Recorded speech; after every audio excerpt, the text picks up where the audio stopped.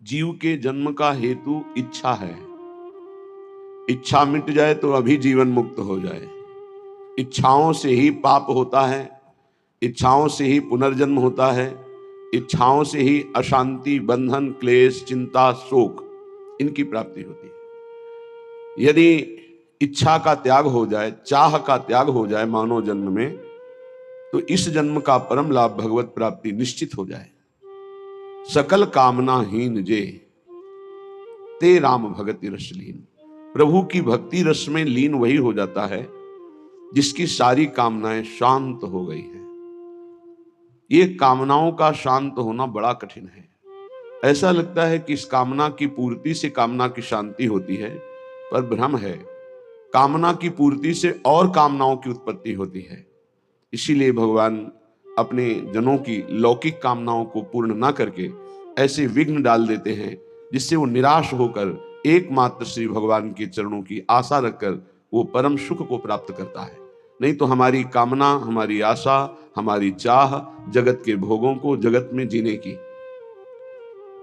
कल कई संतों से बैठ करके वार्ता हुई कि बताइए, मरने की बात सुनकर डर लगता है? बोले बहुत डर लगता है। क्यों? क्यों डर लगता है? क्या अपने प्रभु के पास जाने में आपको भय लग रहा है?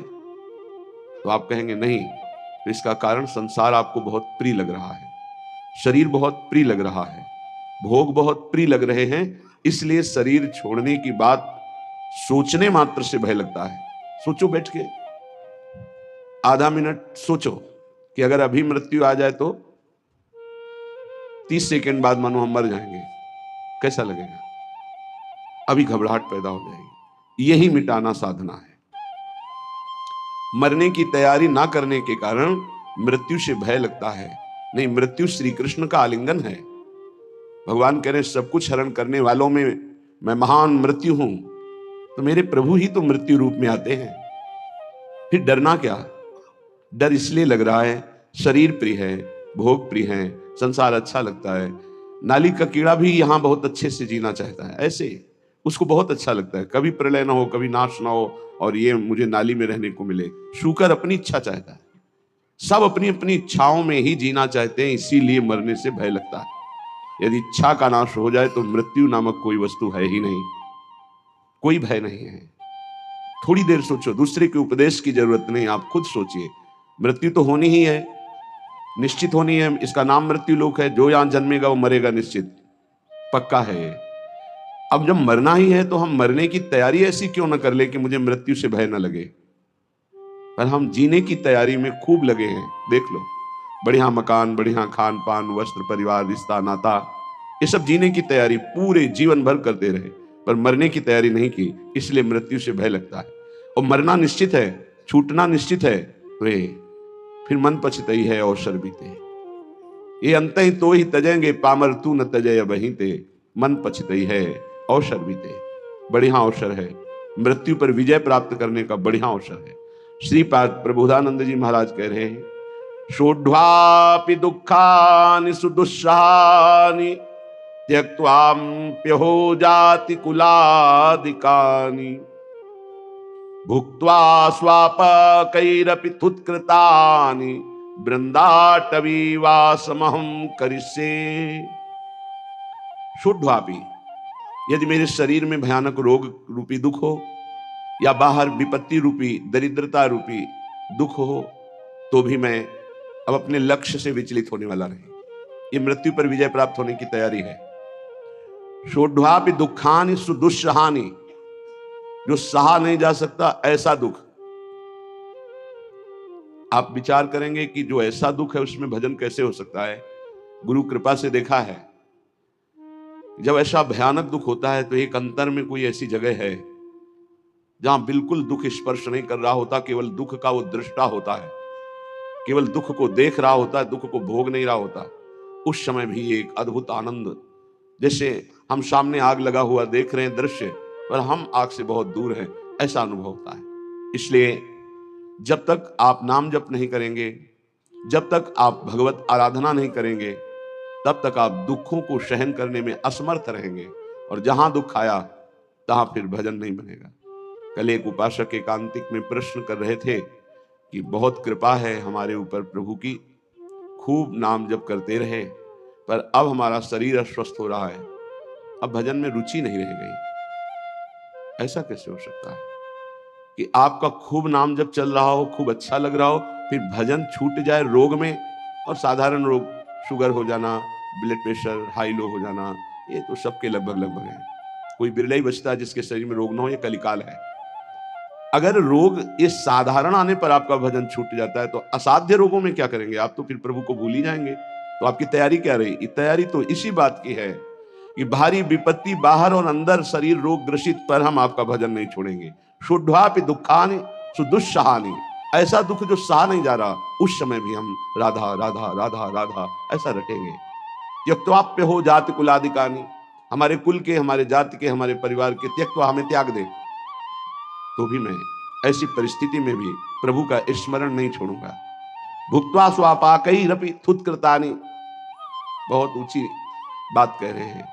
यदि मुझे श्रीधाम वृंदावन का वास मिले, आश्रय मिले, और मुझे नीच जनों का जूठन पाना पड़े, तो मैं वो पा करके रहूंगा, पर अब मृत्यु की तैयारी में कसर नहीं रखूंगा, अब मृत्यु पर विजय प्राप्त करूंगा। धाम का आश्रय लेकर सत्संग करते हुए नाम वाणी में ऐसा चित्त डुबूंगा कि शरीर अस्वस्थ हो तो भी भजन न रुके, भारी विपत्ति हो तो भी भजन न रुके, परिवार के लोग हमें त्याग दें तो भी भगवदाश्रय न छूटे, और हमको जूठन मांग के खानी पड़े तो भी भगवदाश्रय नहीं छोड़ेंगे। ऐसे पुरुष को परम पद की प्राप्ति होती है। इतना धैर्यवान होना चाहिए। ये छुटपुट विपत्तियां, रोग, ये हमारे पाप कर्म के प्रभाव से ही आते हैं।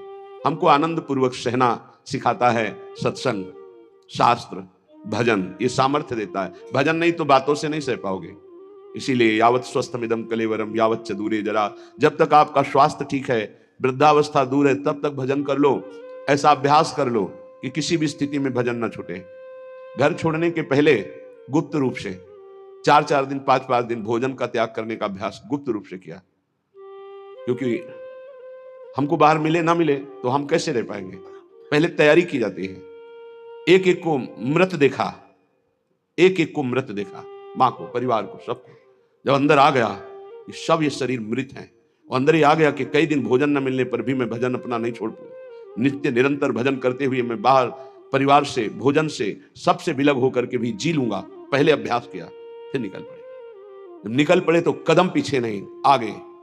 चाहे जितनी गाली, अपमान, दुख, सर्दी, गर्मी, बरसात, हर कष्ट सहते हुए पशुवत शरीर का व्यवहार, जैसे पशु ऐसे व्यवहार, जैसे पशु की न रजाई है न कम्बल है, जो मिला सो खा लिया, जहां मिला वैसे पड़ा, ऐसे शरीर।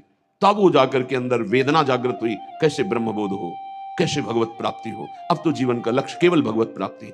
तब जहां कहीं भी चित्त की वृत्ति विषय संयोग के लिए लालायित हुई, वही रो रो कर प्रभु से प्रार्थना, प्रभु बचाओ, ऐसी वृत्तियों से बचाओ जो आपसे विमुख कर रही। बस एक ही उपाय मिला है आज तक विषयों पर विजय प्राप्त करने का, रोकर भगवान से प्रार्थना करना।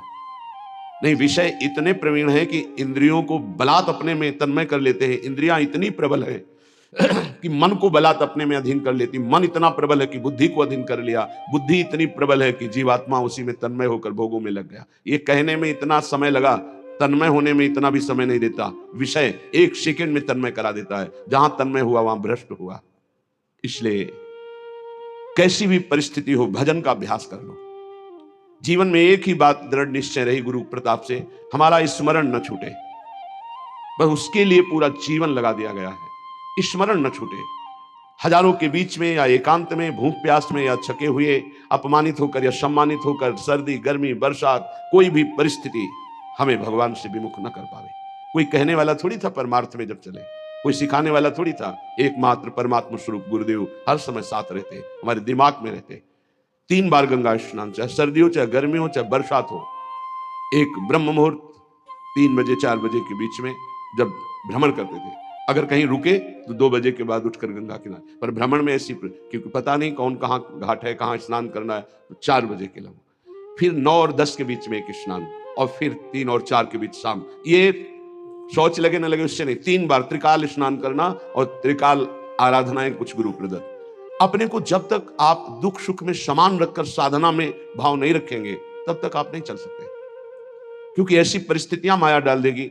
हमें बड़ा आश्चर्य लगता है। छोटे मोटे रोग, ब्लड प्रेशर लो हो गया या हाई हो गया या शुगर बढ़ गई, ये तो बहुत बड़ी बड़ी भयानक परिस्थितियों में महापुरुषों की दिनचर्या में कोई फर्क नहीं पड़ा।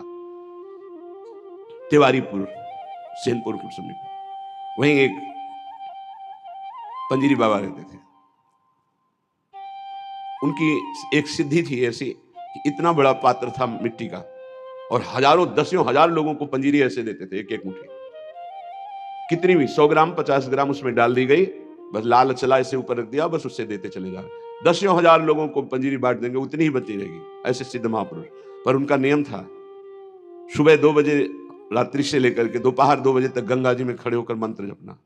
प्रारब्ध भोग उपस्थित हुआ, कछुआ ने काट लिया, पर वो अपने हिले नहीं साधन से। अब वहां दंडवत प्रणाम करने वाले हजारों लोग, लेकिन पूछने वाला कौन होता है, आप कैसे? ये तो कोई बिरला ही। अब उनकी सड़न पैदा हुई, उसी पैर में मवाद बनने लगा, वो वैसे ही दिनचर्या, कीड़ा पड़ गए, वैसे ही दिनचर्या। जब कीड़ा पड़ गए, दुर्गंध आने लगी, तब दूर से लोग दंडवत करते, पंजीरी लेने नहीं नजदीक आते, तो हंसते, ये संसार है, हंसते। कभी उनको शोक ग्रसित नहीं देखा, कभी नहीं देखा। एक संत भगवान को देखा कि कमर से नीचे बेकार हो गए, प्रारब्ध हो गए। ऐसे हाथ के ऐसे बल से गंगा जी जाना, स्नान करना, अपनी दिनचर्या में जब उनसे बात करते, अमृतमय आनंद में डूबे रहते। ये है साधना का फल। शरीर की कैसी भी परिस्थिति हो, हमारे भगवदानंद में फर्क ना पड़े, तब तो साधन। तो कह रहे हैं शुद्धापि दुखानि सुदुस्सहानि, तैयार हो जाओ। देखो, ये तैयारी है मृत्यु पर विजय प्राप्त करने की। चाहे जैसी दुख की परिस्थिति हो, चाहे जैसी परिस्थिति, भजन न छूटे।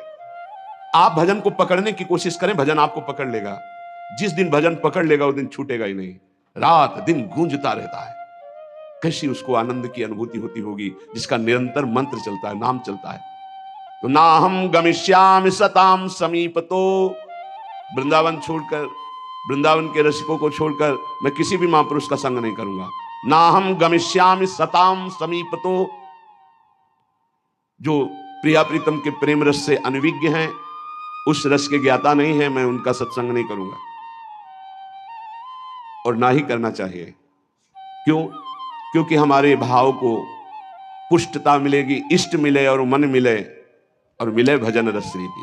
जहां इष्ट मिले, भजन रस रीति मिले, प्रेम रस का मन मिले, वही सत्संग में रंग आएगा, अन्यथा बाधा पड़ जाएगी। क्योंकि बहुत प्रकार की भक्ति है, बहुत प्रकार के भक्त हैं, बहुत प्रकार की साधना है, बहुत प्रकार के साधक है। तो हमारे समाधान का, चित्त के समाधान का विषय रसिक जन है। रे मन रसिकन संग बिन रंच न उपजय प्रेम। इसलिए महाप्रभु हरिवंश चंद्र जी भी कहते हैं, वृंदान सर्व महता मपहाय दूराद। बाहर के बड़े बड़े महापुरुषों को प्रणाम करके अगर प्रेम प्राप्त करना चाहते हो श्यामा श्याम का, तो वृंदावन के रसिकों का संग करो। तो उनके संग से, जिनका स्वभाव है सत्तारणी कृत स्वभाव, ऐसी श्री जी से आपका अपनापन हो जाएगा। तो ना हम गमिष्यामि सताम समीप, तो मैं नहीं जाऊंगा किसी भी बड़े महापुरुष के पास जो वृंदावन रस से दूर हैं। ना हम वदिष्यामि निजम कुलादिको, मैं कभी कुल का परिचय बता करके अपनी महानता देने वाले का मैं कभी संग नहीं करूंगा। क्योंकि महान वो है जो इष्ट में तन्मय है, ना कि जाति पक्ष में, कुल पक्ष में। ऐसी महानता न विद्वान पक्ष की। विद्या रूप महत्व कुल धन यौवन अभिमान, इनका आदर नहीं होता। अगर इनका आदर होता है तो असत का आदर होता है, असत का संग होता है। श्रीपाद करें, ना हम वदिष्यामि निजम कुलादिकम, ना मैं अपने कुलादि का परिचय दूंगा और ना कुल का परिचय देने वालों का संग करूंगा। ना हम मुखम दर्शितास्मि कस्यचित्, मैं ऐसे का कभी मुख भी नहीं देखना चाहूंगा जो प्रिया प्रीतम से विमुख होकर के संसार के राग रंग में मगन है। वृंदाटवी वास कृतेति साहसी, मैं अत्यंत साहसी होकर के, असंग रह करके श्री प्रिया प्रीतम का निरंतर भजन करूंगा। आह कीदृक् पुण्य रासे, आहा कैसे पुण्य प्रकट हो गए कि हमारी श्री जी की करुणा उदय हुई और मुझे वृंदावन धाम का वास मिला, आने को मिला, दर्शन करने। आहा कीदृक् पुण्य रासे सुपरिणत रियम केयमाश्चर्य रूपा, कारुण्य उदार लीला स्फुरति भगवतः कोनु लाभोद्भुतोयम।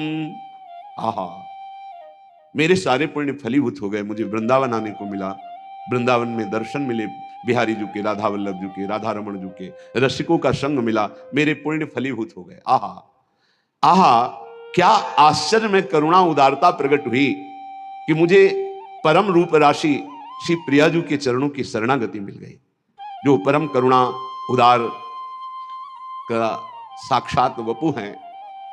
श्री जी के रूप का एक ऐसा प्रभाव कि रोए बिना नहीं रह सकते आप। करुणा दयालुता टपक रही है श्री जी के रूप से, वो मतलब सामर्थ्य के बाहर की बात है, कोई वर्णन कर सके। ऐसे नेत्र है, ऐसी करुणा है, ऐसा अपनापन है कि बस चिल्ला चिल्ला के रोने का मन होता है। तो कहते आहा, हमारे ऊपर कितनी करुणा हुई, केम आश्चर्य रूपा, कैसा ये आश्चर्य में रूप है मेरी प्यारी जू का। कारुण्य उदार लीला स्फुरति भगवतः कौन लाभोद्भुतोयम, जहां जिनकी करुणा उदारता का लाभ स्वयं भगवान ले रहे हैं, वो रूप हमारी स्वामिनी जू का। मैं उनका शरणागत हूं। यद्वा नाश्चर्य में तन निज सहज गुणम मोहित श्री विधिशा, मेरी स्वामिनी जू का ऐसा सौंदर्य है, ऐसा प्रेम है कि लक्ष्मी ब्रह्मा शिवादि देवगण भी मोहित हो रहे हैं। यद्वा नाश्चर्य में तन निज सहज गुणम मोहित श्री विधि ईशा, श्री लक्ष्मी जी, विधि ब्रह्मा जी, ईश भगवान महादेव, उच्चैर वस्तु, ऐसी दिव्य प्रेम वस्तु वृंदावन मिद मवन उयत स्वयं प्रादुरस्ते, मुझे वृंदावन की भूमि ने प्रदान किया। श्री स्वामिनी जू का रूप, स्वामिनी जू की शरणागति, स्वामिनी जू का राधा नाम, जिसे लक्ष्मी जी, ब्रह्मा जी, भगवान शिव आदि देवगण भी मोहित हो रहे हैं, ऐसा प्रेम, जिस उदारता का लाभ स्वयं भगवान श्री कृष्णचंद्र जी ले रहे हैं, ऐसी स्वामिनी मुझे मिली। ये सिर्फ वृंदावन भूमि की कृपा।